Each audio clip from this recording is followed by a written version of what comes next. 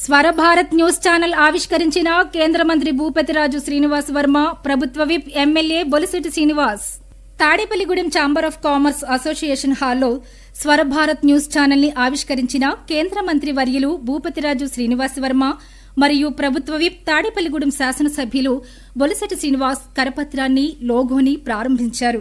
ఈ సందర్భంగా ప్రజలకు, ప్రభుత్వానికి వారధిగా నిలిచేది మీడియా అని, అభివృద్ది సంక్షేమ కార్యక్రమాలను వెలుగుతీసి ప్రజలకు తెలియజేసేది మీడియా వ్యవస్థని, మీడియా రంగంలో స్వర భారత్ ఛానల్ ప్రత్యేక గుర్తింపు రావాలని, ప్రతి ఒక్కరూ సబ్స్క్రైబ్ చేసుకోవాలని, స్వర భారత్ను వీక్షించాలని కోరారు. ప్రజాస్వామ్యంలో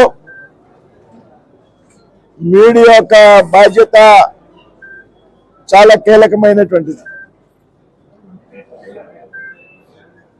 ప్రజల యొక్క సమస్యల్ని ప్రభుత్వాల దృష్టికి తీసుకెళ్లేటువంటి విషయంలో,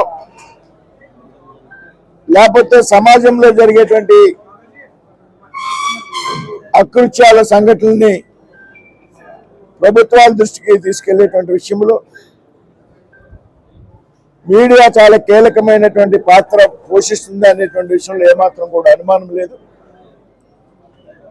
మరి ఇటువంటి సందర్భంలో తాడేపల్లిగూడెంలో చాలా సంవత్సరాలుగా మీడియాతో అనుబంధం ఉన్నటువంటి బాలాజీ గారు స్వర భారత్ పేరుతో ఒక మీడియా ఛానల్ ని ప్రారంభించడం అనేది ఆహ్వానించదగినటువంటి పరిణామం.